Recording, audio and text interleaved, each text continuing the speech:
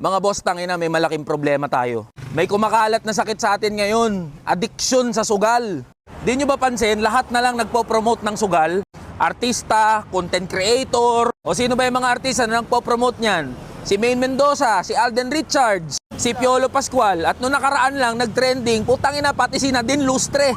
Promoter na rin ng sugal. Tapos mas pinadali pa ng mga online platforms gaya ng GCash kasi nandun na mismo sa app yung mga site kung saan pwede ka magsugal.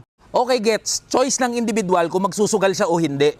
Pero para sa gipit na ordinaryong Pilipino, talagang kakapit yan sa patalim. Sipin nyo itong mga boss, utang-utang ka. Kailangan mo na magbayad ng renta. Babayad ka ng utility, bill sa tubig, bill sa kuryente. Budget ka pa sa bahay, pagkain, pangpaaral ng mga anak mo. Talagang maghahanap ka ng easy way out, ng easy money. Tas makikita mo, madali palang kumita dito sa pagsusugal na to eh. Di magsugal na lang ako. Tapos kayo mga putang inang artista kayo, tsaka mga content creator kayo, in-encourage nyo pa na magsugal yung mga ordinaryong Pilipino. Di nyo ba nagigets yung power nyo na mag-impluensya sa isip ng mga follower nyo, tsaka sa mga nakakakita at nakakarinig, dyan sa mga pinopromote nyo na sugal?